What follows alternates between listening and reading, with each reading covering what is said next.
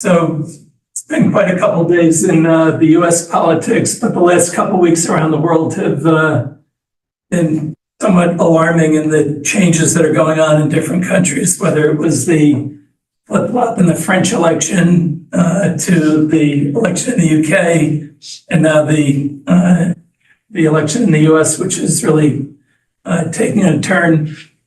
So I want to just cover three things today. I want to just talk about the events of the weekend and what the implications of that might be.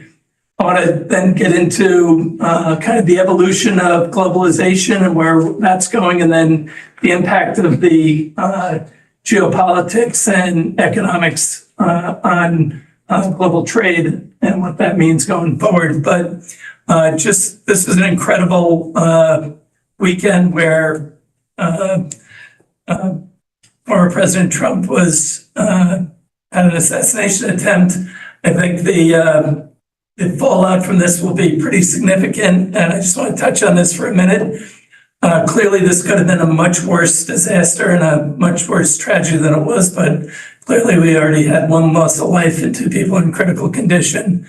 But all things considered, with the semi-automatic weapon, we kind of were fortunate to get off this well with the problem.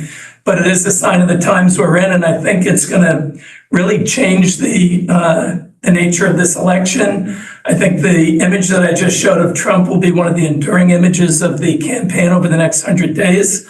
I do say I've never been shot at, but I would assume that what he did of standing up and kind of giving the fight is going to really raise his standing with a lot of people. It did show some incredible courage and composure in a unsettling situation. So it doesn't do much other than strengthen his already strong base. I think he said a couple months ago he could stand in the middle of Times Square and shoot somebody and wouldn't change his base. I think what you're going to see is the tone of and word choice of politicians, whether it's on the Democrat or Republican side, will change. As talking about putting a bullseye on Trump a couple weeks ago is, looking back, is not the ideal choice of words. But I think the big issue is it puts the Democrats on the defensive, and will have to balance their attacks on the former president, which he gives them a lot of fodder to attack. So taking that off the table really changed the dynamic there. And it also, I think, will likely reduce some of the pressure on Biden to step down at this time. So I think that's not a done deal, but I do think the real issue is it's going to put a greater focus on the House and the Senate elections, and a lot of the money is going to shift to that area because I don't think either party wants to sweep from the other party, and I'm not sure that where the world is right now, a divided government might not be the best thing for us. So I think a lot's gone on in the last week. There's a lot to come. I would just remind people we're about 100 days away from the election, and a lot could happen. So while it feels like this is locked and loaded, that it's going to be a Trump election, I would just say be careful with that. We've seen a lot of things change pretty quickly recently. So I want to switch gears and talk about trade and how it's evolved. And this is a chart going back to 1948. And what you can really see here is really getting into the 70s, we started to see a shift where trade started to take off globally. And then you also started to see the emergence of developing economies playing a bigger and bigger role, starting with China and India and some of the LATAM countries, the BRICS, and then starting to expand beyond that. But as you can see today, it's really been a much more even system. And I think this is one of the things that's creating a lot of the geopolitical cross currents that are working in a negative fashion against moving forward in a more productive way. But clearly the rise of China and India and Brazil and other nations has put greater emphasis on how we balance the developing nations on the world stage, and how the attention is paid to each of them, and how our governing institutions, the multilateral institutions set up after World War II, support them. So I want to just talk about globalization and how it's evolved, and going back to the original views of the idea behind it. Great, it's going to lead to greater prosperity. We're going to spread the kind of the benefits of a building economy across a broader base. But the other hope for the West was that these developing nations were going to adopt our Western values, and that would lead to better collaboration, which really did for a while. And then as we started to see these other factors, whether it was the great financial crisis, Brexit, tariffs that were being put on, the pandemic, the wars, the conflicts that we have now, and then the populist policies have really shifted the views of globalization pretty considerably. But trade continues to grow, and this is a chart of total goods loaded from seaborne trade starting in 70, moving forward. And just to give you some perspective, the global economy in 1971, world GDP in 1970 was $3.4 trillion. We're now closing at about 105 trillion projected for this year. So very significant growth. The US was 1.1 trillion of global GDP back then.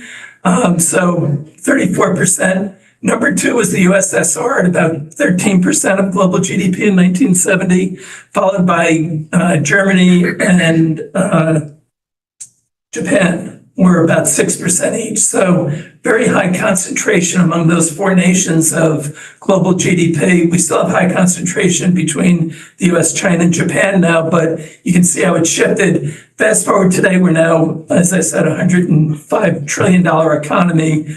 So lots changed in that time, and the world rules and order hasn't necessarily kept up. And I think one of the things that globalization gets criticized for that's really overlooked is over 2.5 billion people came out of poverty over that period of time, which is a game changer on an 8 billion population. But now you're seeing developing economies having a bigger share, but not getting the same benefits that they would expect to have given their size and their contributions and also their population and their potential for markets. But I think one of the key issues is whether it's the UN, which is now its 60-year anniversary, or NATO, which is 75 years, those institutions haven't evolved to the changes in the world economy. And that's led to frustrations both from some of the developed nations like the US feeling we're doing too much and they're not doing enough, and from some of the developing nations feeling they're still getting the short end of the stick. While China's actually been the biggest beneficiary of being treated like the developing nation, but the number two economy, that's a real stumbling block for how we move forward. And I think that's one of the big challenges that's out there. So where we are today is globalization has worked. You see the growth in the world economy. You've seen people coming out of poverty, but it's left a lot of people behind, and particularly in the developed economies where they were beneficiaries before and now are not. That's been a big change. The other big change, I think, is because the way the economies have grown, you haven't seen equal sharing of the benefits, and that always frustrates people and leads to a lot of the populist policies that have come out since then. And now you're looking at national security and supply chain issues following the pandemic and following the wars that have, conflicts that have come out, becoming much bigger issues. And we've shifted from lowest cost production, which was really the biggest benefit of globalization, to now national security and supply chain resilience is much more important. And that's shifted how we think about commerce and trade considerably. And then you add to that, you have climate change, and then that climate change is adding to the demand for critical resources, and where their supplies are available, it tends to not be in necessarily the most favorable jurisdictions, and they become political hotbeds. You also have issues around labor and other issues that are going on. So a lot has worked with globalization, and yet people are frustrated by it. And now we're trying to figure out how to move forward the right way. And we're dealing with that with massive debts. So while GDP has grown to 105 trillion, I think global debts are closing over $300 trillion. So that's a problem that we have to deal with. And then you're getting bigger deficits coming out. And how do you meet the needs of the population when you're having debt servicing becoming such a big part of your spend? How do you deal with all the needs that people have? And as you're doing that, how do you balance, if you're not the US or China, your relationships with those powers so you get the benefits that you're looking for out of that? So these are some of the challenges that globalization is facing today. And now you have the conflicts that are creating more strains on the system. And internally, in most nations, the populations are getting increasingly frustrated by feeling that they're left behind. And that comes from the fact that wages have not kept up with the inflation. And for all the talk about inflation coming down, cost of living is high and wages aren't keeping up. And that's really what's driving these populist movements. And we have to find a way to serve in a more sustainable way than short-term needs with the intermediate and longer-term needs. But politicians don't win that way. And that's why we keep going in these cycles of fits and starts on the economy, where we stimulate and then deal with the problems that we're faced with the problems that we should have corrected and didn't deal with yet. I think this is what's leading to a lot of the geopolitical and domestic divisiveness that we're seeing in the world today. So it's really reshaping global trade. And this is a really great chart from the UN that shows how trade dependence is increasing and decreasing. And it's no surprise, as you can see, Russian Federation and China, their relationship increasing, Russia and the EU decreasing, the US and China going different directions. But this is really the tale of two cities that we're seeing now in this bifurcated world between the autocratic and democratic nations. And then the third wheel is the rest that are trying to sort out how they play in a world that's increasingly fractured. I think this is one of the big issues that leaders are facing around the world, but also CEOs of companies are facing, to try and determine how do you navigate trade in an environment that's moving so quickly. So I mentioned that industrial policies are changing and national security policies are changing, and a lot of that's around trade growth, supply and availability of supplies, and then how we're reallocating trade as a result of this. And I just had this chart from the UN where they're looking at these high value areas of the battery supply chains, EVs, solar, semis, and steel and aluminum. And if you think about the China meeting today that they're doing this week, where they're planning their economy out and trying to solve their internal problems, one of the things that they've done in their write-ups has always been, what are the strategically vital industries that they want to get behind? And these are the ones, and they've become battlegrounds around the world. And a lot of the US policy over the last couple of years has been designed to counter that so that we're not beholden to adversaries for critical resources. We haven't solved that issue. None of the Western nations have solved that. But this is where Africa becomes a much bigger player in the world economy, and the battle for their resources is going to be quite intense. But coming out of the China meetings this week will give you a really good idea of where the world's going and what are the key issues for leaders, both government and business leaders, going forward, and how we're going to play in the new world. You can see the trade in goods, and this is in Q1. And what you're seeing is goods are getting back to kind of a little bit of growth. Services are stabilizing. And you're looking at goods and services both annually, and then the dotted lines are the quarterly growth. And you're really seeing a shift where goods have taken a decline and now are starting to get back to their pre-pandemic baseline. This chart looks at the quarterly and annual change in goods traded by nation from some of the leading nations. And as you can see, very different dynamics inside countries and around the world, and no real surprises for what you're reading about what's going on in the nations, but the numbers are pretty stark when you see imports dropping in double digits in a quarter, or on an annual basis. Those are significant changes that are going on. And I think you're really seeing, like the Russian Federation, where their imports and exports for the quarter were up, but for the annual, their exports down 23%. South Africa, big declines in exports as well. These are the dynamics that are at play here, and a lot of this gets to the inflation, the debt loads, and the deficits that a lot of these nations are facing, as well as their general lack of growth or challenges with growing in a very difficult environment. This is a look at services, and again, big divergences here, and you can see again those same top nations and their changes in imports and exports on a quarterly and annual basis, and very significant changes on an annual basis with the number's growing at pretty alarming rates. So this is Q4. We've seen different numbers coming out of China where they had another tough, better exports, but tough imports in their recent announcements. And there's a lot of challenges around, and even on the US where we're seeing some pretty interesting dynamics going on there. The EU has their challenges as well.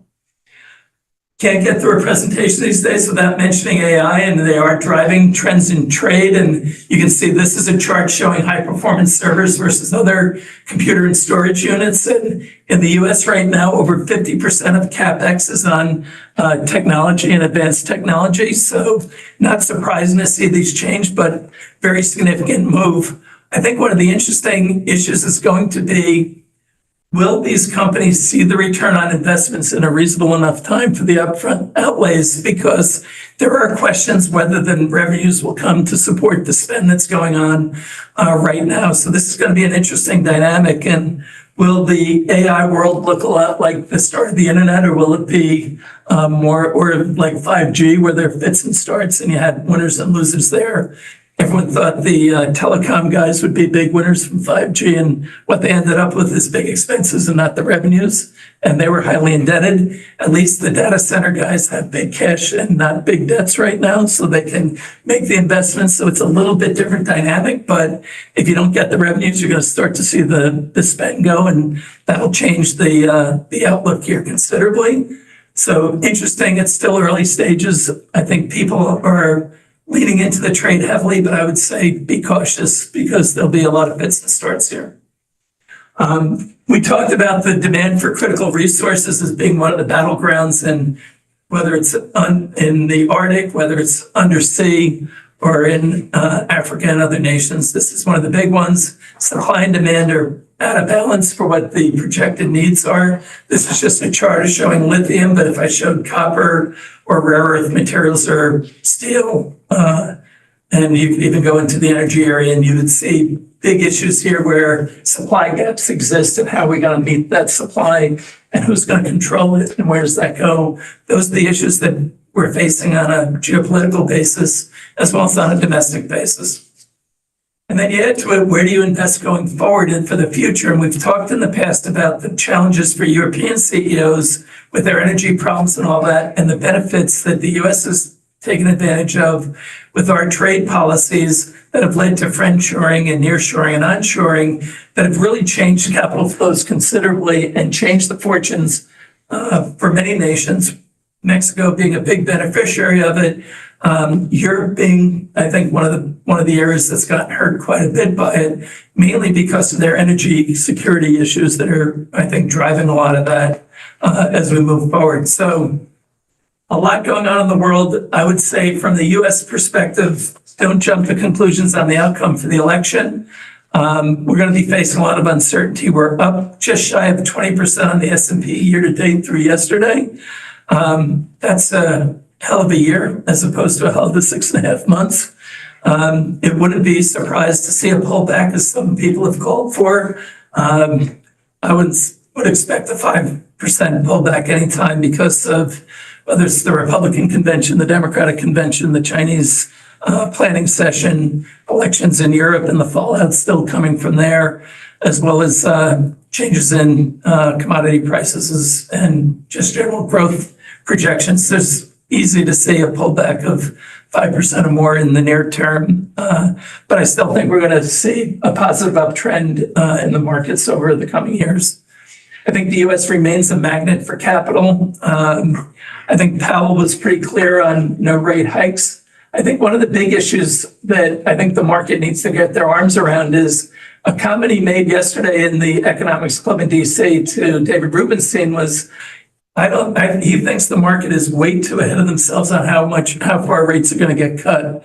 And if you saw yesterday, I think the market moved to 2 to 3 cuts this year and maybe 5 additional cuts next year.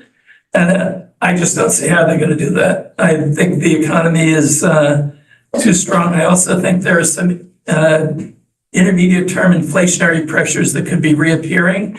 And I think the ECB as well has said the same thing. Lagarde is worried about wage pressures continuing. And I think that's the issue people are really confused about is real wages versus inflation coming down and what that's doing to the population and what it does to growth. And I think the market's expectations are out of line. I think they were out of line last December when the Fed said they were probably done raising rates and might be moving into an easing mode. The market took that to 7 cuts, which we have not had any yet. So the market tends to get excited because they want to see multiples expand. The best way to do that in a tough earnings environment is to see rate cuts coming.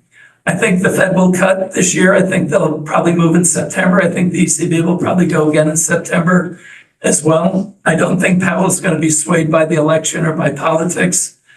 There's a high probability if President Trump wins, he would like him to move, but I think Powell's going to be doing what he thinks is right, and that will probably be minor cuts in the near term, and I think the ECB will probably do another cut this year and see how it goes. I think there are too many intermediate term inflationary pressures that the central banks have to consider before they move too aggressively. Among them are just the politics of the world, and what you're seeing from people running for office right now is a lack of fiscal discipline at a time when we need more of that for the deficits that these countries are facing. And I know it's a tricky slope to balance getting growth and solving some of the problems the countries have that require investments, but not overspending to create a problem you can't solve. I think the debt servicing issues are adding to the political challenge for leaders around the world. And as those debt servicing costs continue to climb, it crowds out other spend. I think one of the big problems for politicians today is they're trying to solve too many problems at once instead of trying to solve a couple. And they're trying to solve problems faster than they can physically be solved with the resources or with the technologies that are available today. And we're seeing that in the climate transition as one area for that. So in this environment, we're thinking strong balance sheet, strong free cash flow companies are going to be the ones that can fund the required investments to get ahead and stay ahead and keep up and deal with the cost challenges and the cost pressures that they're facing. And you're seeing that in retail right now where discounting's coming back in to move inventories that they haven't been able to move, but those discounts are going to come at a cost. And they'll be helpful for the consumer, but not necessarily great for the sellers. And that means we're going to be in a tougher environment where I think you'll see fewer winners again continuing. So I'm going to stop there, Mark. We're going to open up for discussion, but I'm really anxious to hear from Hamlet and the guys following. So we'll go from there. I see Wanda with her hand up. Wanda. Thank you, Steve, for this wonderful insight. Start with the academic question before we get into the real stuff. And the academic question is, what is the definition of developed nations and developing nations? On slide 5, you showed that balance between developing and developed nations.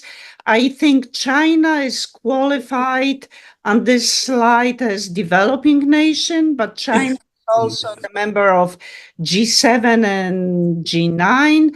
And the follow-up to that, what international institution is chartered with putting this designation on any nation? Just curious.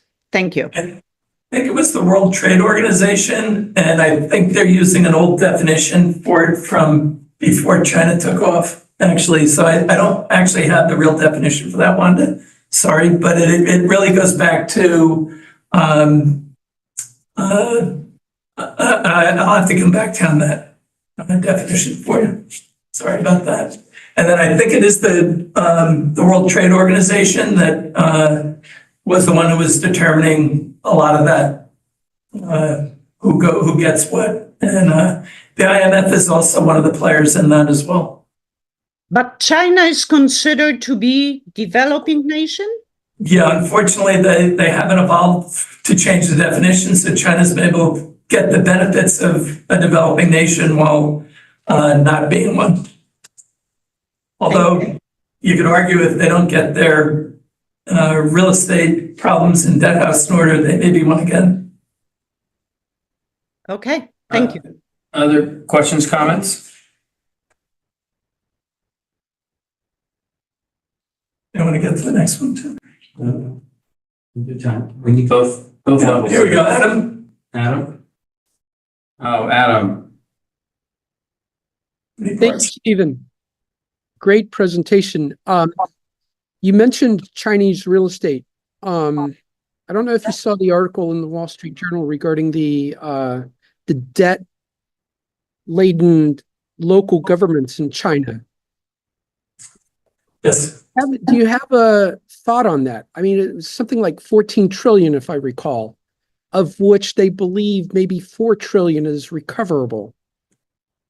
I mean, that's more than the real estate bubble, or is it linked? I mean, it is linked, but that's a huge amount to be draining on the Chinese economy.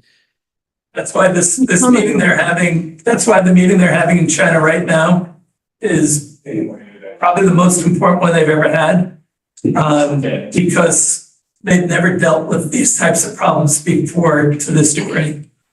So I really think that they're starting to see increased social unrest, and they got to get this one right. Xi's third term may be a lot more challenging than he was looking for. It is a real problem, and I don't know the right solution for it. If Simon Littlewood was on, we could probably get a better answer on that because he's much more in tune with how they can solve it. But they got an issue that you can't hide the debt by throwing it down to lower levels. It's sooner or later the bill comes due. Yeah, that's what Enron learned. Yes. Yeah. Michael Hammer? So just to follow up on what Adam mentioned about that article, that's off the books debt. That's not total debt. So real interesting problem. And I guess, Stephen, my overall comment on your presentation is we live in interesting times. And unfortunately, I think they're going to get more interesting. Yeah, I'm with you. I think the next couple months are going to be pretty sporty for investors. Anything else on Stephen before we turn to a different area of geopolitics?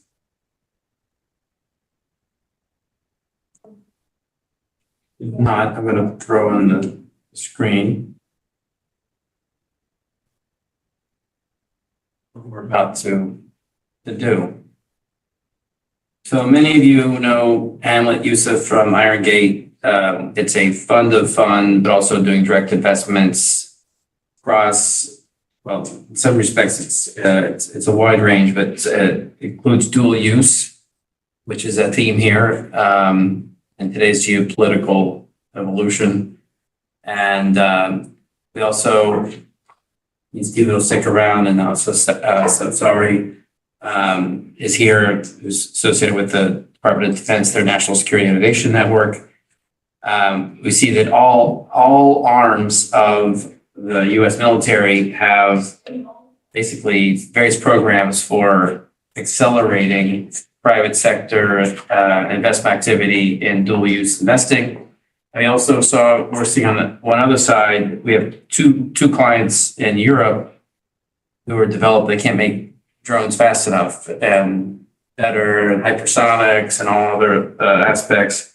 And NATO has established its first one also. So there are these sister sets of funds in this private-public partnership. But we wanted to talk about, how all these forces impact across different theaters. And so, Hamlet, I'm going to let you set the stage. Sapsari add in, and then we as a community will add in. And then we will all go to breakout rooms. Not sure what we do physically here, but we have a room around the corner. We will talk about these three theaters: the Ukraine, Russia / EU war, Asia. I know Sapsari has been spending a lot of time, and Rob Lee, I think he's on his way, who is a hedge fund investor who has a huge book on semiconductors. And if you're in semis, you have to have a view on Taiwan. And it was a year and a half ago. He had a very particular nuanced view, which he shared. And so we'll touch there. And then Hamlet is actually from Iran. He's Persian and he can give firsthand views of how things are evolving there. And then all of this clearly is interconnected. And I thought one of the interesting things was what NATO's summit, the first time I've seen NATO talk about China as an enabler, which was an interesting, for me, a change. So there are these forces, but I will let the smarter people take the stage. And Hamlet, if you want to share a screen, you're welcome to do so. Great. I was going to put a couple slides together, but I decided to grace my ugly mug here instead. But again, appreciate the opportunity here. I'll kick off the conversations, and then I think probably best for this thing to evolve into more of a chat and a conversation versus one way. But my name is Hamlet Youssef. I'm going to put up my email address on LinkedIn here. I spent a good chunk of my career in the federal government in the national security diplomacy space. We launched Iron Gate about 8 years ago as a VC fund, investing in funds and companies focused on dual use applications in national security and defense. First and foremost, we're a bunch of shameless capitalists, so we want to make as much money as we can. But the reason we set up this strategy 8 years ago, we had a vision and a view of the world that was going down a path that we thought we were going to get into a second Cold War. And our adversaries were going to be a belligerent China, Russia, and Iran. And there's going to be an immense need to tap into private innovation and private technologies to help address some of these issues. For the longest time, I think most people didn't understand or grasp this thesis. I think things got accelerated during COVID, and that was a wake-up call for everyone. And then obviously with Putin's invasion of Ukraine, that kind of really, I think, jolted everyone to wake up. I think it was about 2 years ago, was one of the times I became very vocal on actually a call here with 360. And I said, this is about 3 months after the invasion of Ukraine had begun. I warned that the world was going down almost like a three-stage or three-act Shakespearean tragedy. Act one was Putin's belligerence in Ukraine. Act two was going to be the emergence of a hegemonic and a very aggressive and assertive Iran in the Middle East, marching towards nuclear weapons. And then the third was going to be the emergence of China's desire to be the head of a new global style of governance, like in centralized command. And with China being the central superpower and the only superpower. I think what you're seeing right now is the world is, I think, very quickly potentially going down the path where we're going to form two different blocks. So if you think a Cold War 2.0 is here, and I'm a firm believer of that, then it would make sense where no different than you had in the first Cold War, two completely distinct, separate economic blocks and systems. That is, I think, something we're facing right now. Some of the near-term disruptions that are ahead of us, and I've been saying this for a while, I think the next 2 years or 18 months are going to be more disruptive and more chaotic than the last two. And I think in particular, the next 3 to 4 months is definitely shaping up to be that way. I know we're going to talk on this or touch on this in a little more detail in the breakouts, but I do think and I do anticipate a significant aggression or step up from Putin in Ukraine. I thought this has kind of been his game plan for basically since inception and since invasion, was to grab as much turf as he could, because when he's forced to some sort of a stalemate or some sort of a temporary truce or a stand down, he's got turf to give back so he can maintain what he's always wanted, which is a land bridge to Crimea, supreme control of Crimea, and then obviously as much control over the Donetsk region as possible. And that's what he's aiming for right now. The Ukraine war, I think, has kind of devolved into this war of attrition and kind of stasis. I personally don't think Ukraine has the means and the resources to fully supplant the Russians out of Donbass, unless you have a significant step up in terms of the type of equipment they have, and potentially the people they would need to force Russia out of those defensive positions. Russia's, I think, incurred some significant losses, and I think to some extent, probably well and above beyond what Putin had initially thought. But this has actually fallen into a kind of battle and war that Russia is used to fighting, which is a war of attrition. They have I think, a 5 or 6 or 7 to 1 advantage in terms of just pure population and military age males. So if it gets down to a war of attrition and breaking down will, I think Putin is making the bet that he can out survive this and force some sort of a détente or some sort of a near-term truce that could happen either through a change in administration in the U.S. in November, or just a simple to the point where that will to continue to support this fight to the extent that it needs to go is going to relent, and there's going to be some sort of a near-term truce. For those that, I'm sorry. Okay. For those who are looking for kind of a near-term truce, or why don't we just let Putin keep the lands he has right now? There's two schools of thought. If you really think that Putin came into Crimea and Donbass because he was afraid of NATO encroachment, and wanted to protect Russian heritage in those two areas, and that's it, and he's done, and global peace is about to break out, I think that's probably not accurate. I'm of school of thought that I think if we do give Putin the lands that he has right now, we are potentially looking at a near-term cessation in violence, but I think that sets up Putin's desire to continue to expand Russian influence and recreate a buffer, not only to the west, but to the south as well. And what I point to is kind of the chaos that's happening inside Georgia and Armenia right now. I think Putin is worried about what happens when there's a leadership change in Chechnya.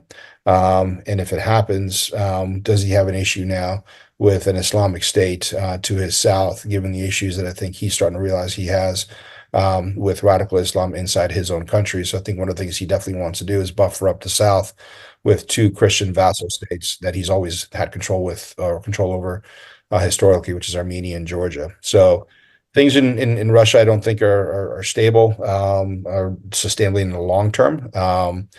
I think to say that Putin is probably winning right now is not far-fetched. I do think that when Putin decided to invade Ukraine, I think that was the beginning of the end. The problem is, though, there's no telling when that end for him is going to come and how much damage he's going to do while he's on the world stage, but more importantly, as he's exiting the world stage and what we get in response to him.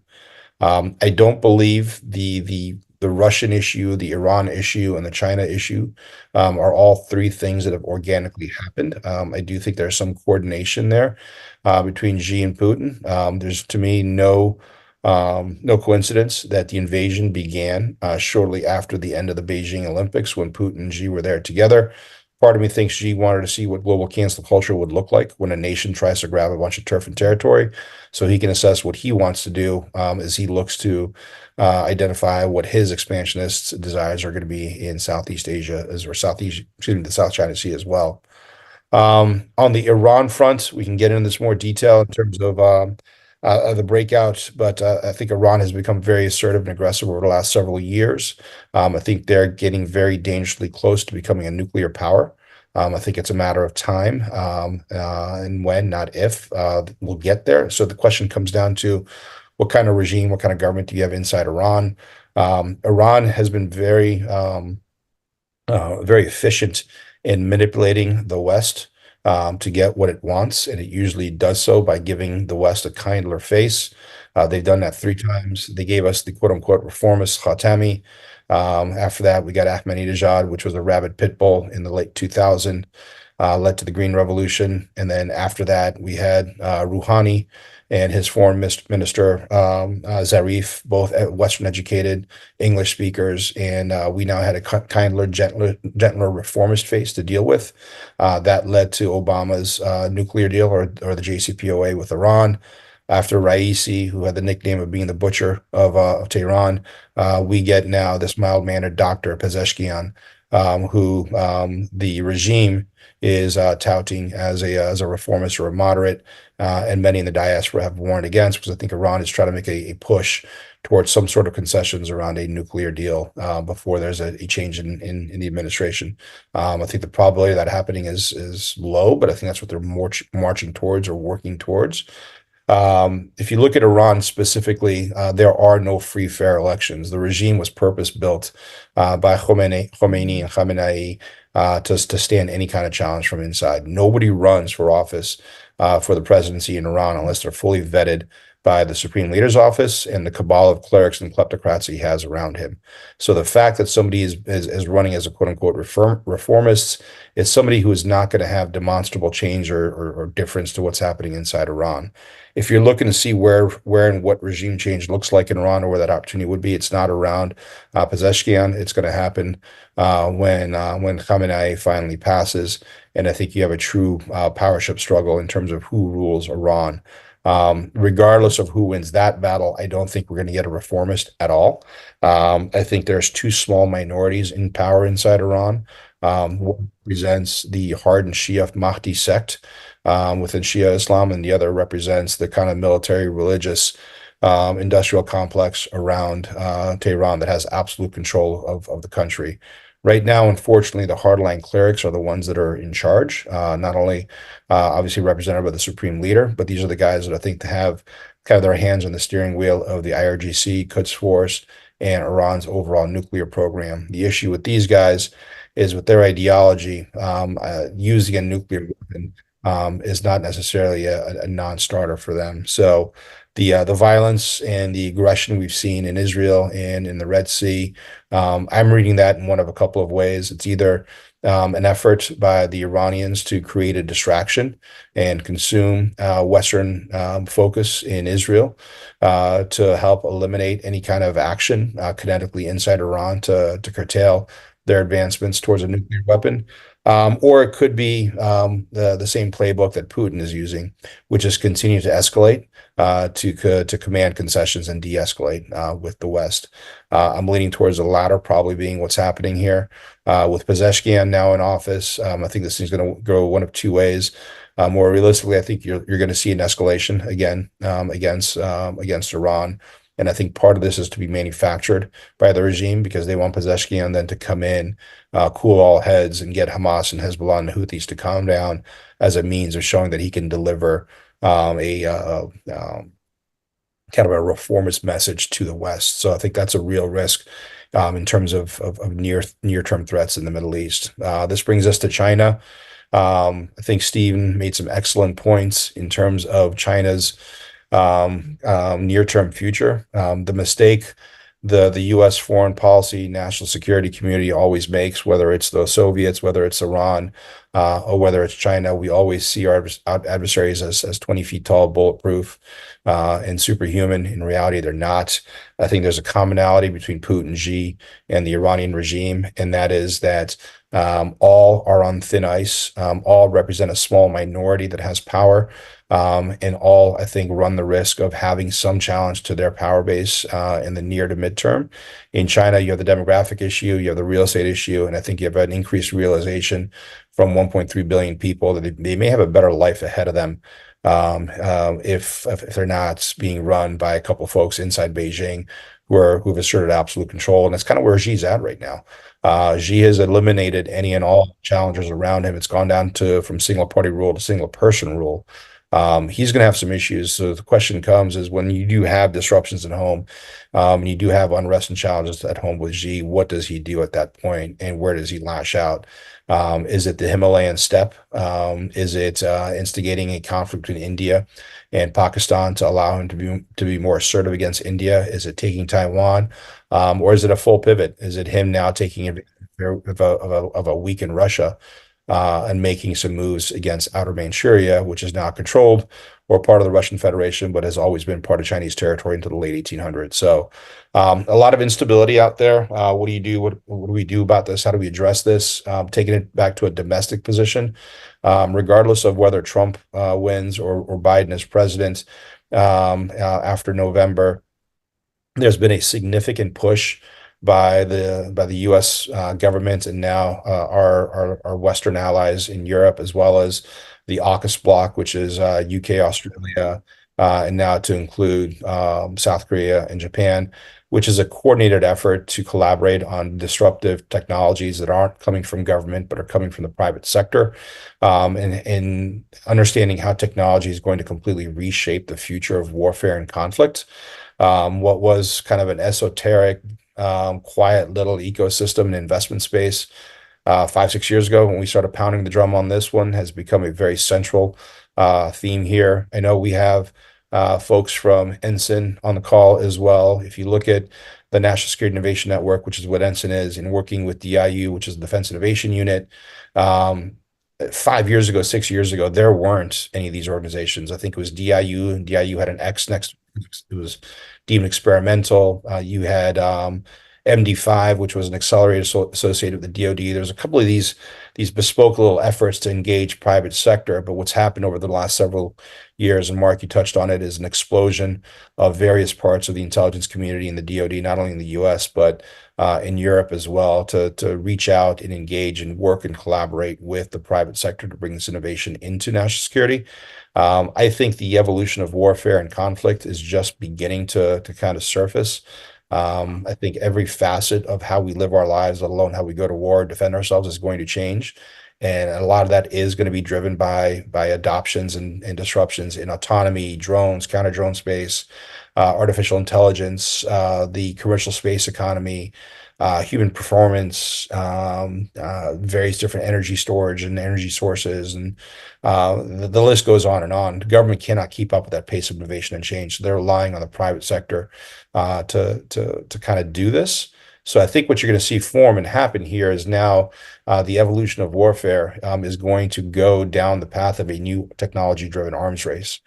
The first Cold War was about nuclear weapons and space. The second Cold War is going to be a lot of those technologies that I discussed. And I think we're going to go down is a path where mutual agreed destruction from a nuclear is now going to translate into getting to a point where you have the strongest ability to defend and project an offensive capability to dissuade conflict. So what that happens then is, I think you start seeing pressures on what's the economic system that's going to survive. Will it be a Western continuation of a Western model that has significant private sector engagement and based on free markets? Or is it a communism or a centralized command 2.0, which failed miserably in the first Cold War? So that's, I think, the path we're going down. We can talk about this forever and a day, but I'll pause here and put it back to you all for questions and comments.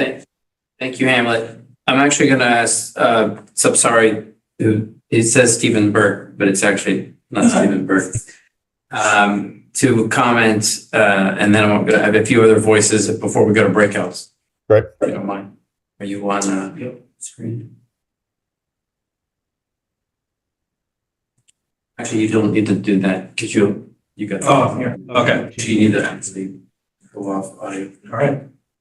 Thank you. Hi, I'm on Stephen's computer, and my name is Tarsi. I'm with the National Security Innovation Network, and Hamlet kind of alluded to a lot of what kind of the work we're doing falling under the Defense Innovation Unit. So I'm the New York rep here, and we're a regional model, and so we have teams scattered across the country in various regions, and our main focus areas from a technological perspective are listed in the discussion points, having to do with autonomy, AI, space, energy, cybersecurity, telecom, emerging technologies, and human systems. Some of the current, the main, I think, technologies that we're looking at right now, solicitation-wise, from a DIU Ensign perspective, are in the autonomy and energy space. Right now, we're going through, Ensign has a variety of programmings that try to get these early stage companies through an accelerator program and get them access to the DoD, various partners across the DoD. And so Ensign focuses on the early stage companies that pre-seed Series A, TRL levels 1 through 5, 6, whereas DIU kind of focuses on the later stage companies that are essentially going to ready to prototype and get out into theater in about like 12 to 24 months. So we merged with DIU last year in May of 2023. And so what that looked like was essentially we're going to create a streamline of these early stage companies going through ensign programming and then emerge into DIU and be able to prototype their technologies where they could be put out into theater essentially. So that's the overall goal right now and it's called DIU iteration 3.0. And so the current high level program for ensign is called Propel, and it's an accelerator program. And that's being conducted out of Hawaii this year, and it's with our military partners.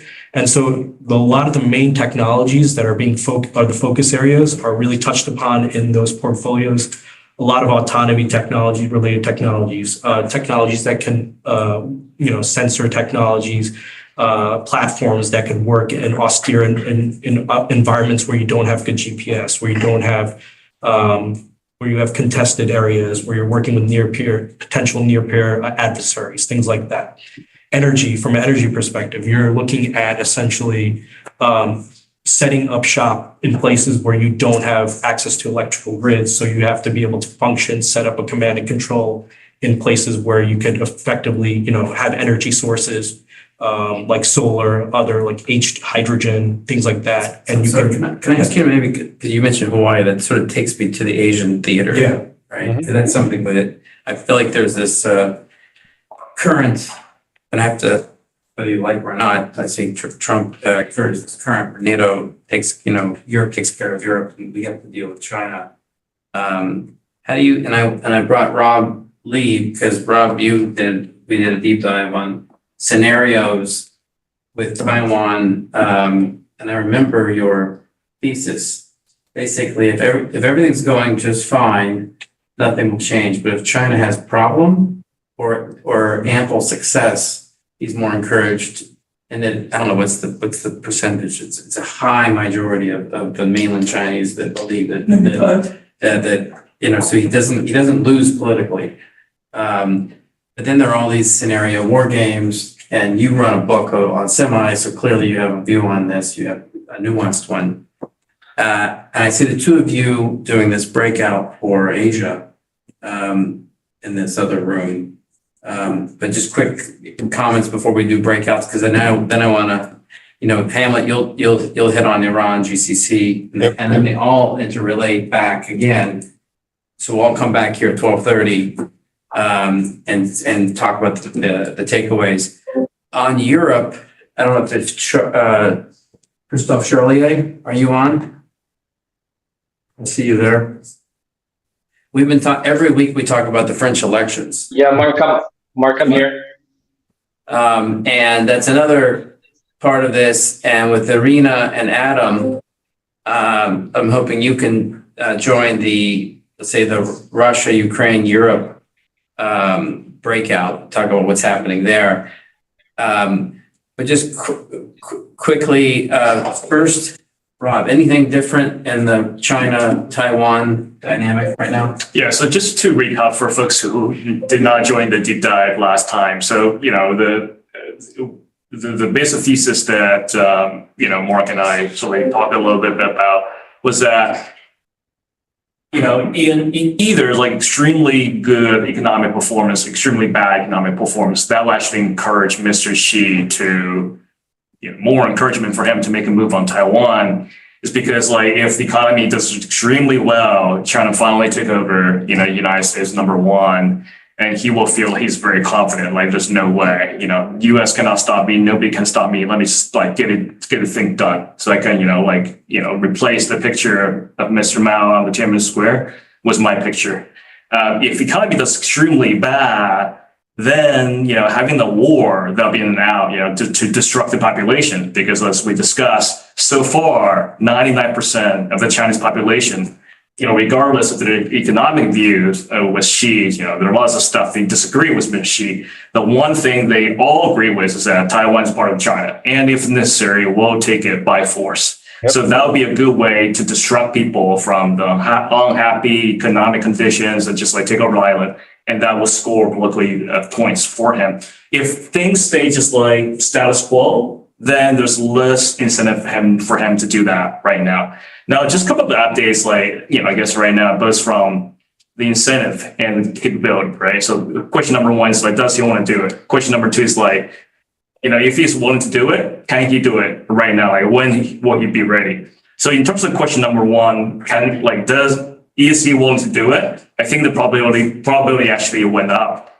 He recently did, you guys probably saw the Financial Times article where during one of his talk with one of the European officials, he said, look, I don't want to invade Taiwan, okay? It's the United States, they're saying they're trying to set a trap and they're pushing me to do that, but I don't want to do it. A lot of people say, well, it seems like he's a peaceful guy. He's blaming the US. The US won't trick him to do it, but he doesn't want to do it.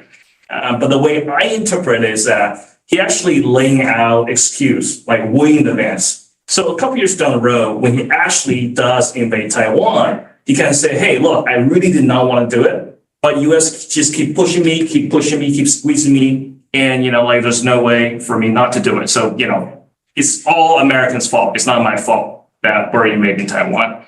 So I think the willingness actually went up. And now with the, likelihood of Trump, the probability of Trump winning the White House going up, for Mr. Xi, that's actually a good message, because for now we'll see if, Trump changes his mind. But the current, not just Mr. Xi, but the political leadership in China, their overall view around Mr. Trump is that fundamentally he's a business guy.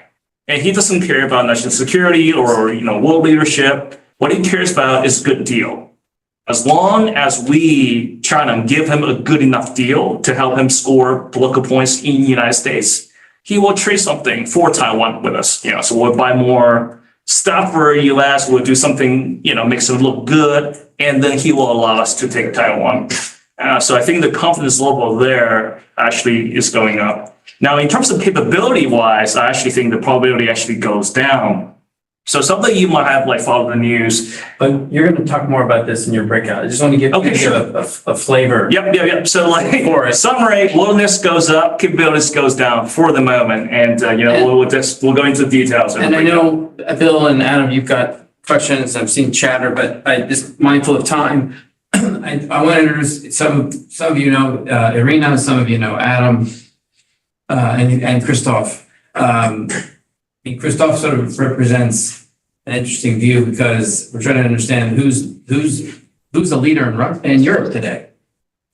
Where is leadership? And with Macron took some hard stands, and then he took I don't know, Christoph, maybe you'll tell us how you see the election dynamics. I see leadership in Poland, but they're not as strong. They're not Germany or France. They're going to 4 to 5% GDP. They sense this as we are at war. They feel it more than other countries, or other countries are just wanting to freeload. And then you have that dynamic of how can NATO survive Trump? You want to make a quick line before we do breakouts, Christoph? Yeah, just a quick update, right, to keep going on the discussion we had last week. So, the clarity Macron was talking about, we still don't have it. At this point, we're waiting for the current government to formally resign, and President Macron will recognize that resignation.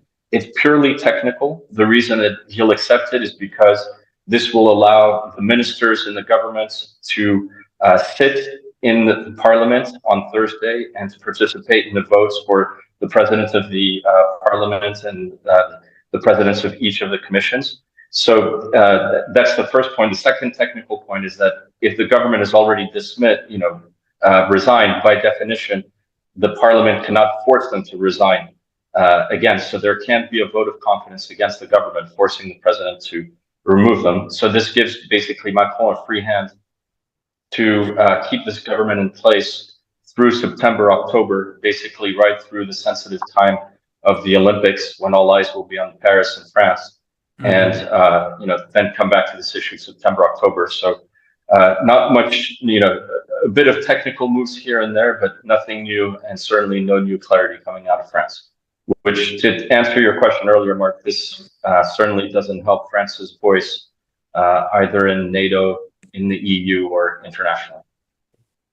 Thanks for that. Well, hopefully you, and along with Irina and Adam maintains a blog called Barbershop Whispers, and it's fascinating. He had another great piece that you should, as you want to try to understand the dynamics of several actors, including China, because it all interrelates. So it's 12:04, and I really want to get us back here at 12:30 and do the takeaway. So if Irina and Adam and Christoph could go, and others, to the Russia, Ukraine, EU breakout, those who want to sub-Saharan, and maybe if you could take a device. Do you have a device? Thank you very much. Take Stephen's device into another room, and then Hamlet on Iran, GCC. I say GCC because it's really interesting. All these, where is Saudi, where is UAE, where is Israel, and all these dynamics. Because as your thesis, if we actually had regime change, it would be global regime change. Yep. It's a really crucial point.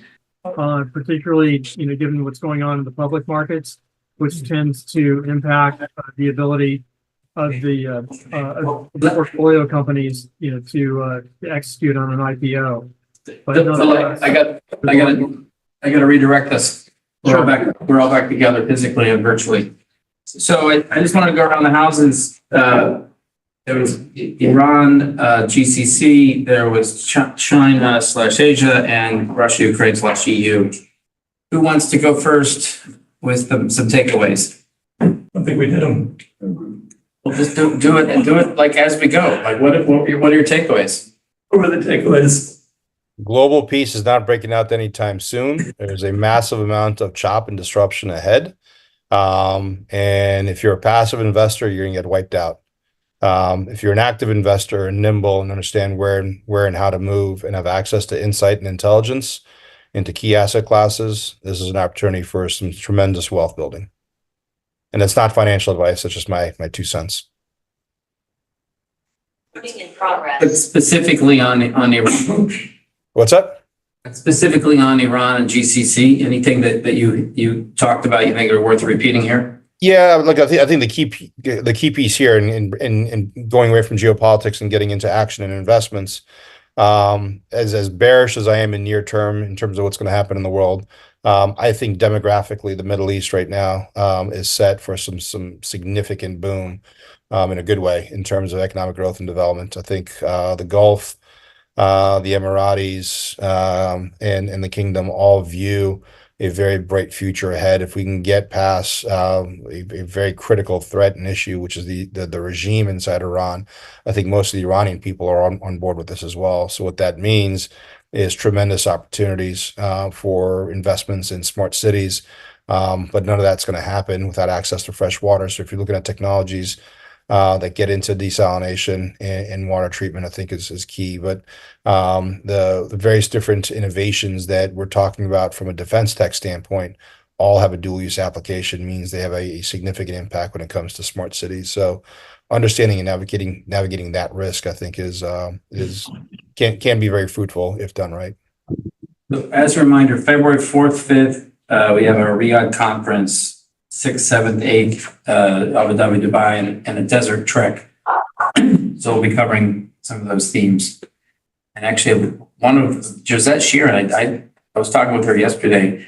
She had orchestrated some of the early meetings between Israeli families and Saudi families in 2016, 17. She might be chair. All right. Anything else on GCC? Anybody quickly? How about Ukraine, Russia, Europe? Well, I could talk about Russia and Irina, if you want to chime in, or Christoph, or anyone else. Basically, we talked about the enablers of Russia, being China being the apex enabler. Without China, Russia could not continue this war. Then you have the other enablers being India, UAE, Brazil, their motivations really financial. That's pretty much it. They're exploiting the arbitrage opportunities and benefiting from the new trade routes. We talked about fatigue, both Western fatigue and Ukrainian fatigue. Alexei, I don't see him on here, but he was talking about fatigue within Ukraine. This is a war of attrition, as Hamlet had mentioned. And it is. How many Russians are dying every day, Adam? I read a statistic that Russia has lost more than twice as many soldiers in this war than the Soviet Union lost in Afghanistan. Yep. Now, keep in mind that the Soviet Union was significantly bigger than Russia. Russia's 145 million. Yep. Soviet Union, I think, was 213 million, somewhere around there. And Yeah, they've lost 2x the number in the last 2 years than the Soviets did in an entire 8-year campaign. and if you go by the statistic, The number is like 300 to 500,000 versus Ukrainian losing between 70 and 120 or something. 100. well, I really don't know about the What is Ukrainian that? side, but the Russian side, going by DOD numbers, State Department numbers, from what I last read, it's something like they're estimating 110,000 dead. Now, if you look at 110,000 dead, multiply that by 3, and those are wounded. Okay? Mhm. And then the Russian state has to take care of all these people. You've got all these body bags and wounded soldiers coming back to Russia, and you still don't have any civil unrest. Okay, so then we heard China's an enabler. What is the Asia group have to say about those dynamics? Not well, you have the Taiwan dynamic, but also China and the world at large. Well, I was the only one who didn't say anything and listen to the discussion, so let's give it a try with the You can speak then. headlines. Number one, China is playing a long game with the Silk Road and Belt, and the US is playing a short-term war game that allocates resources differently, and that puts a different perspective on opportunities.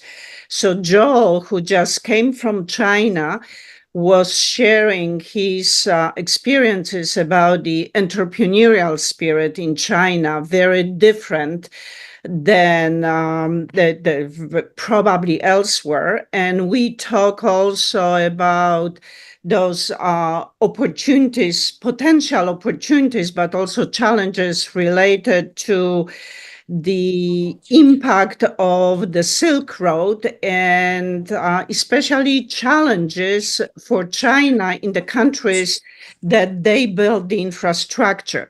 For me, the key point was, again, that long game focused on infrastructure, and the military solutions are basically driven by that long game. And I heard over and over that the US is too much focused on a short game, which can present short-term opportunities in the dual use of technologies, but we might be missing those 20, 30 years perspective that is based on renewable energy. India might be quicker than the US in redirecting its economy towards the renewable as opposed to oil-based economy that the US is. These are my headlines, and please contribute. Thank you, Wanda. I think the other comment was that our spending on our military spending in the US is kind of old spending, not new spending, and that's part of what you're working with. There is new spending, but I don't have those exact figures on how much isn't for maintenance, but from a DIUNC perspective, I think you mentioned $900 million for the current fiscal year that needs to be spent up through September 30th for this FY24 cycle. So there's a good, and that's a high uptick in innovation spending for the DO across the enterprise, across the military states. So, like Wanda was saying, this can't be done just from a DoD standpoint. This has to be done, a whole of government standpoint. Yep. As China does, but it's a lot easier in a Chinese state because, it's a centralized government, whereas in democracy, we have changing administrations, and it's hard to have continuity in policy across administration. So, from a DoD perspective, we're looking at, the Asia Pacific very heavily, obviously, from, drone swarm technologies to sensing to energy resilience, working in austere, contested environments. That's a good summary. I think the other key point that came out was China backs its strategy with diplomatic overreach. It has a footprint in many countries, and it's something that's hot and cold as far as the US is concerned. I would add to that in terms of China being the apex enabler for Russia. It is the apex enabler because of its global reach and the size of its economy. It's arguably the second largest economy in the world. Without that, Iran, Russia, and North Korea could not do what they do.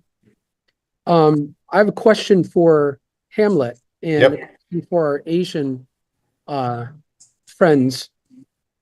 Where does DARPA fit in all of these government innovation companies? DARPA? Innovation funds. And for the Asian group, my question is... DARPA's going to watch this video, by the way, Shishel. So everybody's the Kremlin's watching this video. No, I want you to be speaking. No, they will too, but I want you to know that I want them to be part of the next iteration of this. Okay. That's what I meant. Okay.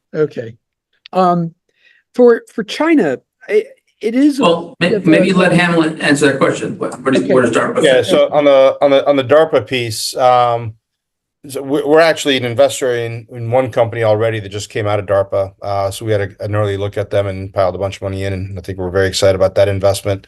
But DARPA generally is investing or not investing. The tech that's coming out of DARPA is usually much earlier stage. But groups like INSIN, InQtel, us, and other VC funds are starting to figure out or want to figure out how we can start working closer with them. So applying that to kind of the general venture model, they would be more of the seed, pre-seed, super early stage, solving complex problems that are years out. But every once in a while, something will come out of there where the quick to market can be there. The particular company that we invested in, I think 7 years of DARPA research, was finally ready for commercialization. That's when we came in. But I know Shishel is looking for more and more connectivity to private capital, private innovation to figure out where and how they can collaborate with this space. But the overall alphabet soup, DARPA, INSIN, InQtel, SoftWorks, DefWorks, AFWorks, the various parts of the defense ecosystem, they're all trying to find ways to work together, but also work with private capital more efficiently. But they're definitely a powerhouse that's worth working with. Thank you, Hamlet. Yep. For the Asian group, my question specifically about China, I'm trying to understand China's motivation in alignment with Russia, Iran, North Korea. She has ambitions to be the global dominant economy. He's not going to get there with Russia, Iran, and North Korea. Correct. She needs the Western economy to get there. He needs the trade with the US. He needs the trade with the EU. What gives here? That's my question to the Asian group. Maybe I'll share my perspective. It's not necessarily how he thinks, but I would say, in a lot of the Chinese leadership's mind, and that's not just like one person, a lot of them share, even within diplomats community, is that they actually agree with Putin that Russia is doing what Russia is doing because U.S. been keep pushing Russia. And their view is that, okay, now they're engaged. They really view this war not Russia versus Ukraine. They really view this war as a proxy war between Russia and the United States. And the view is that, look, if we let Russia lose, and Russia will lose if we don't help them. Once the United States take care of Russia, who's next? Yep. Chinese never view Americans like a peace-loving country. The United States love to fight and been fighting so many wars in the last 100 years. So now they finally take care of Russia. Who's next? There's nobody else. Look around. It's going to be me, China. Iran's too small. North Korea's too small. They're going to go after me. So I don't necessarily want to help Russia, right? Because that makes my relationship with Europe very tricky. Because in the last 10 years, I've been trying to build a better friendship with EU to counterbalance my relationship with America. And I understand supporting Russia will make my friendship with Europe very tricky, but I got to do it because I don't help them because I don't have Russia right now. Next one is going to be me. Now we can make an argument that view is false, but that's how the Chinese leadership think about this. So it's like, we cannot let Russia die. Ideal scenario for them is like, we don't necessarily want Russia to win this war. Ideal scenario is let this war go on for another 20 years, okay? Because that would just keep U.S. get stuck here. Russia, U.S. would keep pumping money, pumping everything into this war, and that will create a huge disruption for the United States. And then we can focus on getting richer, and hopefully we can take over Taiwan. But our bottom line is that we cannot let Russia lose. Does Xi's reunification of Taiwan play a role in this, in his support of Russia? No, you absolutely play a very important role. That's his biggest priority. If you look at his political agenda, that's number one. That's the number one priority. That's probably a bigger priority than surpassing the United States, become the number one in economic terms. Taiwan is definitely a much higher priority than becoming number one in terms of the economy. But his support of Russia pushes that forward? That's my question. Just lay that out. Yeah, so his support of Russia is like, the argument goes like this, right? If we don't support Russia, Russia will definitely lose. And once Russia falls down, the opportunity for me to take over Taiwan goes down because now the U.S. has no enemy around the world. I'm the only guy. If I want to do something with Taiwan, U.S. has two free hands to protect Taiwan. Right. If I get stuck in Russia and Ukraine, they can only have one free hand, and maybe that's create a better opening for me to take over Taiwan. Understood. Thank you. Isn't what is happening is we still have two hands, but we just don't want to use our strongest hand in Europe. And we know where we need to put our resources. Isn't that sort of well, that's JD Vance's view, right? So that's JD Vance's view. JD Vance's argument has always been like, Ukraine doesn't really matter. Said that 2 days ago. It's like, he basically the argument is like, Ukraine doesn't really matter to the United States, okay? Taiwan matters a lot to the United States. So what we should do as a rational government in the United States, we should just give Ukraine to Russia and focus 100% on China and Taiwan. That's JD Vance's view. And the entire Chinese strategy is like, no, we want to make sure you get stuck here. Yep. You got to keep spending resources here. And the longer the war goes on, the more more people will get upset about this, hey, we're already spending so much money on one war. And now if we go protect Taiwan, we'll be fighting two wars. And where's the money for Social Security? Where's the money for my student loan? Yep. There'll be more people unhappy about that. And that will actually make it easier for China to take over Taiwan. Yeah, but bottom line, I think Xi wants this quagmire in the Middle East and Eastern Europe to cripple and break Putin, but also to basically cripple and break the will to fight for the West, so he can march in and do what he wants in the South China Sea. And also to buy time to get his economy back on track. If he can get it back on track. Which I actually think will fail miserably, because totalitarian regimes are great at going to war. They're not great at sustaining a long-term economy. So this whole concept of economic warfare, and where we're going with Cold War II, we didn't get into a physical direct war with the Soviets. What we did is, over multiple generations, break them down and cause them to collapse from the inside from an economic standpoint. So this second Cold War we're in, I think, is going to follow, or should follow, that same mindset. So this, I think, raises the importance of having a strong economy, investing in the right asset classes from an infrastructure, technology, and energy standpoint. So if you have a stronger economic base, you have a stronger political base, and if you truly believe in the concept of free markets, that causes us to succeed and will cause China to collapse from the inside. Now, if what comes out of this is a broken China, from a centralized command standpoint, and China goes back to more of a federated or federalist society, that wants to reintegrate into the world where human rights is actually paramount, and they want to kind of adopt Western and global standards, then that's a different game, and that's a real possibility. But the impediment to that is, again, the regime that's in charge in China, no different than the impediment of Russians having some sort of peace and prosperity is the cabal around the Kremlin, and the issue with Iran is the regime that's in power in Tehran. So a lot of similarities. Sarah, you came off mute for a second. Did you want to say something? I was going to. I think there's a couple things, and we're pulling resources out of the South China Sea to support the fronts in other places, and I think that's exactly what China wants. And I think it's also incredibly weakened our position there, and I don't think we have the manpower anymore to be on three fronts, and I think China knows that.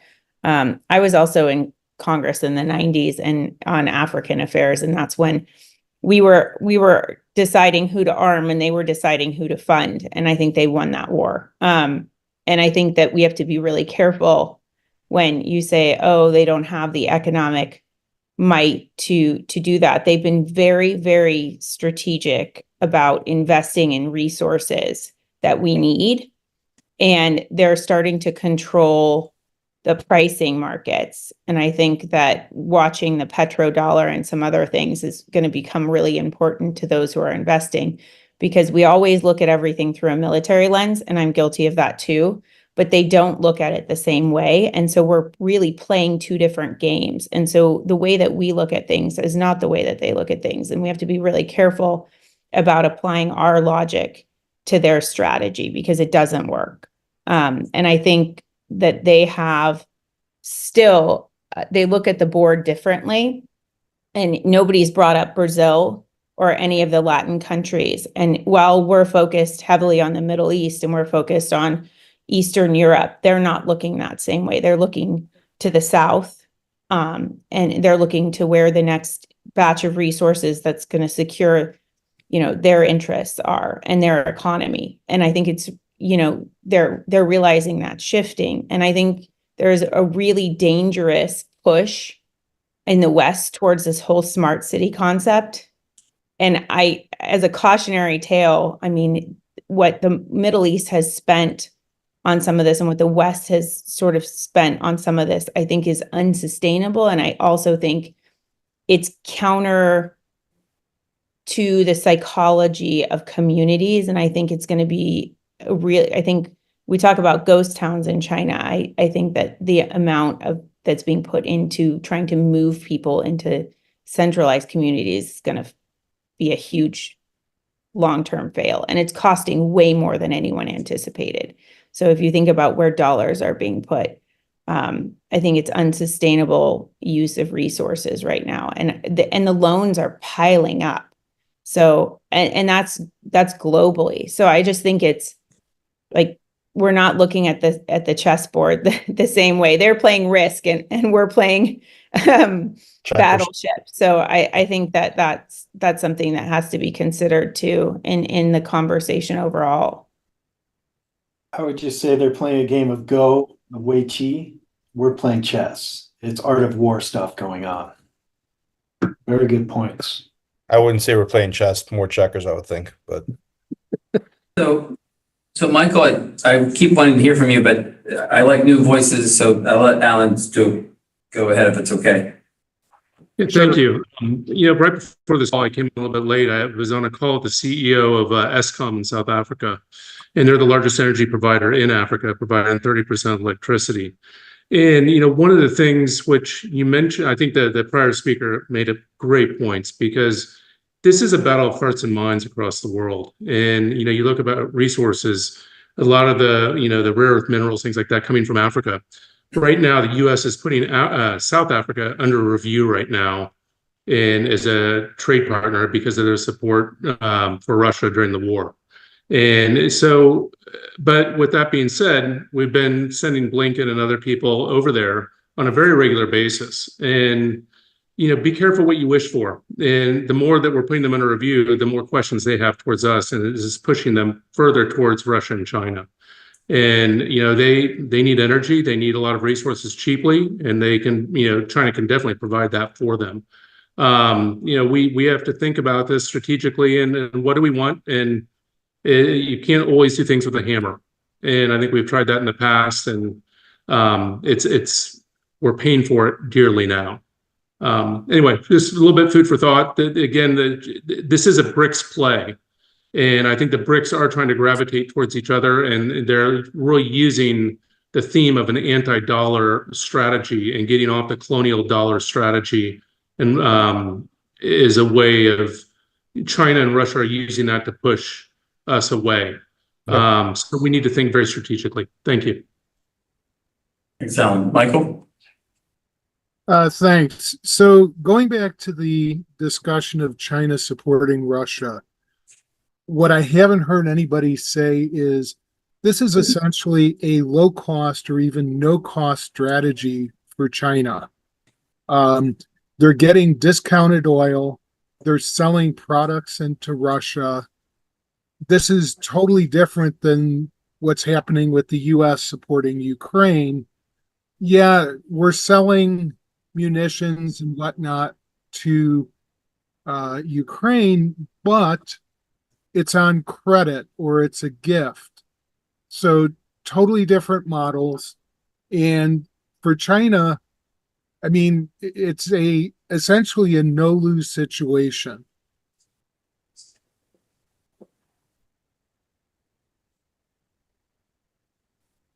Anyone else?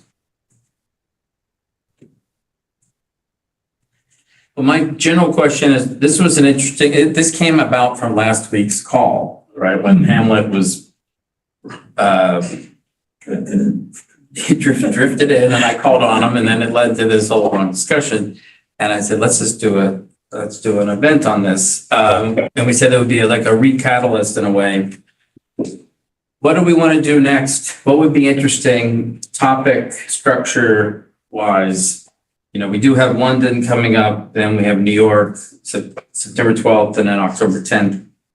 But we have all these Zooms. We can do this again next week. We can do, there are different themes. We can go deeper into how do we really invest in this space now? And from venture to growth to... I have to log off here in a couple minutes of another conflict I got to roll to, but I think we could have an all-day conversation around geopolitics that I think would be beneficial. But I think if we're all looking at allocating capital, probably makes sense to structure a call around where and how do you do that. And I think you put themes out there that apply to different people. The Defense Department right now is all in on Silicon Valley, but that's only one small asset class. Not small. It's venture, and I'll be more than happy to talk about early stage venture until the cows come home, until we win this conflict. But infrastructure, energy, real estate, commodities, shipping, global logistics. There's other asset classes out there. There's other pools of capital, distressed, growth equity. So I think structuring a call that kind of bucketizes what are the different flavors and asset classes and opportunities. Because like I said earlier, there's a lot of disruption ahead. And if you're a passive investor, you're going to get wiped out. But if you're an active investor and you start understanding the macro themes that we just discussed and identify through intelligence and insight where and how to allocate it into, whether it's venture, growth equity, real estate, or commodities, there's a chance to make pardon my French, shit ton of money here in the next couple of years. And in many cases, you're investing in things that'll enhance and improve how we live our lives, but you're acting and hopefully staying ahead of what are going to be some tectonic shifts geopolitically. All right, so then maybe the breakouts would be by asset class. Yeah. But we can sort of revisit the themes. I mean, this is plays to what Stephen's portfolio is heavily weighted to defense. Yep. And industrials. We can talk about all the accelerator programs from all military branches. Yep. Talk about some of the interesting companies that are coming out of that and growing, and then those that might be IPO. We have one I was telling you about that yesterday. The European company that's going with 60 million of EBITDA going to 300. Can't make enough drones today. Yeah. That's one angle of it. I would just say, Mark, I think the themes are more important than the asset class because whether you get a public, private, or venture, doesn't really matter. You're going after where the capital is going to flow. So give me the themes we should. I think you covered what do you do with the grid, national security, starting with the grid or your energy supplies. It's, what weapons are used to protect your country. Yeah, that's the drone argument. Space. Alan, you have the whole portfolio, and Sarah, you do too. What are your themes? For us, yeah, go ahead. I posted a link to an article from The Guardian about AI and universal basic income, and the fact that we're only just at the beginning of AI transforming global society. Very interesting article. And one of the implications is a lot of legacy companies are going to be wiped out, and a lot of companies are basically just going to be AI driven with a handful of employees. So I think this is a very interesting discussion from an investment perspective. Mm-hmm.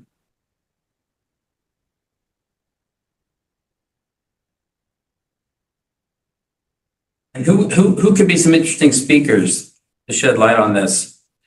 I mean, we just came out of Silicon Valley. We had one of our best events from Berkeley to Stanford and in between in Palo Alto. And you can definitely feel the war footing playing out there. So a lot of the discussion is about investing in AI.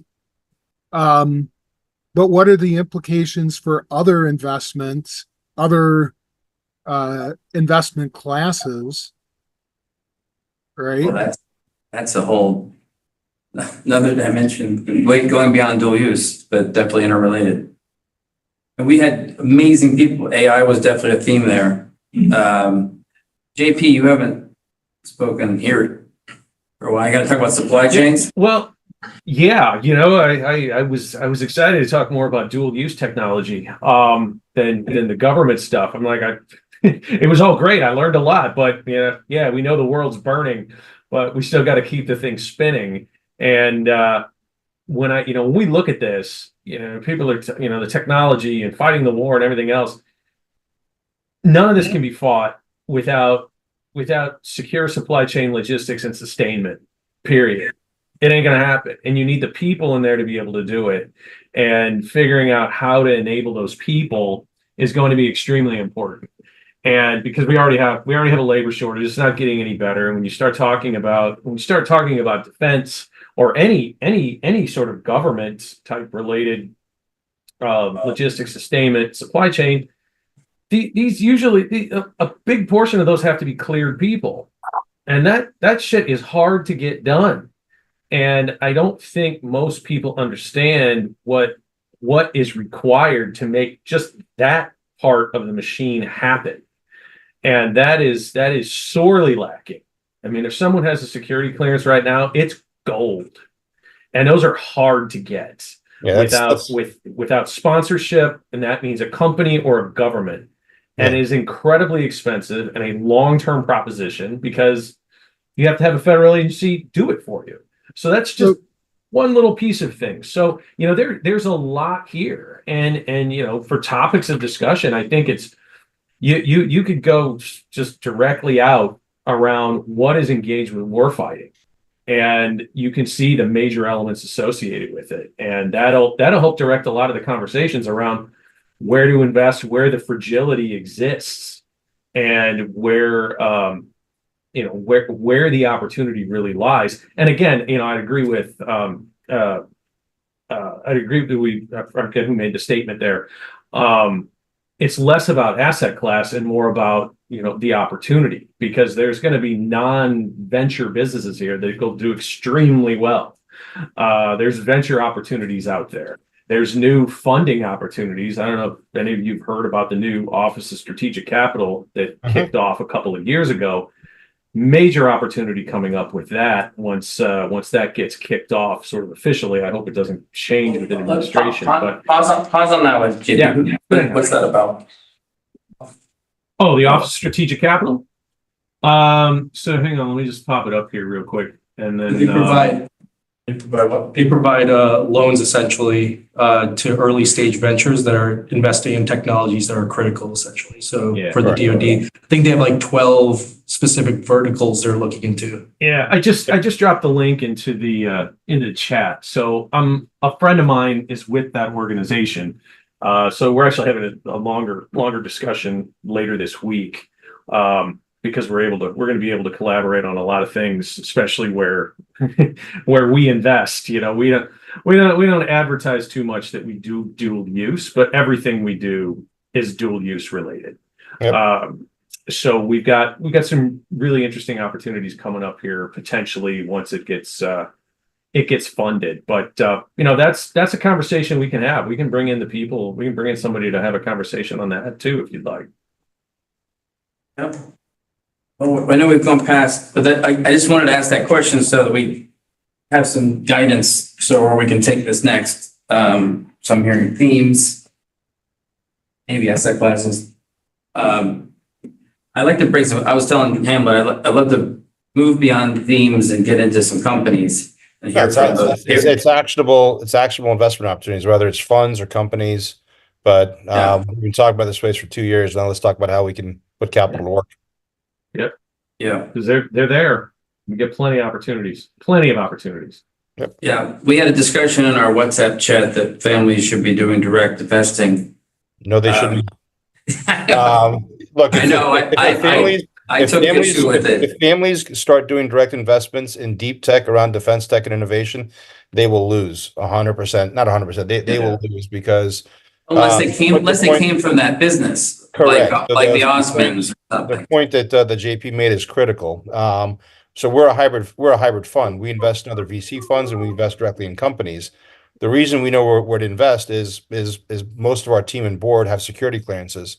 We're actively engaged inside government. I can't tell you how many companies, how many family offices have come to us in the last couple of years and say, hey, can you help us with a cyber company we invested in or this drone company we're invested in? I'm like, that's garbage. This is why we passed on 2 years ago. So you need to have access and insight to information to be able to invest properly in this space. I don't know shit about oil and gas.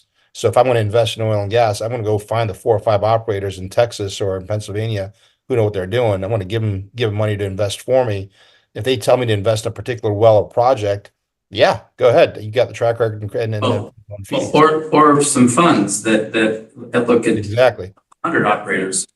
I would agree on the fund side. One of our LPs said no to us multiple times. Sarah wants to say a word. Sorry. Oh, I was just going to say, I agree on the fund side. Look, like dual use technology, when they say dual use, like in order to have venture scale returns or meaningful returns for a family office, there has to be a commercial application. And I think where people fall down in this space is they think like the government can just support in the entire companies returns, and that's not the case. Like if you're looking at a pool of investors trying to make returns, you're slicing up the pie in such a way that if there isn't a commercial application, it's problematic. So I think that investing in funds that know the space and invest in the space is a much better way.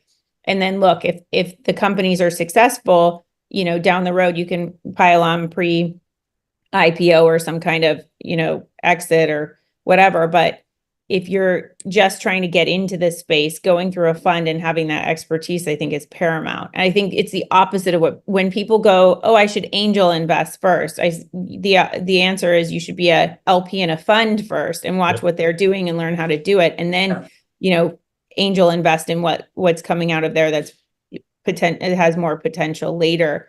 So I think that he's correct on that. And also, teams like ours that have security clearance and other things have better insights into what's going on and what's useful and who's going to get SIBRs and where, how they scale out within the government agencies as well, because that's important. It's,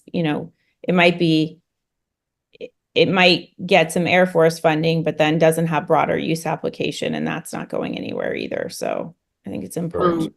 Well, that commercialization of the technology is very, very important, especially for the government, in that it represents the security of supply of that tech. For a material, for example, we had developed a material that was we reintroduced the material that was developed in the 80s and 90s, but in trying to reintroduce it into aerospace.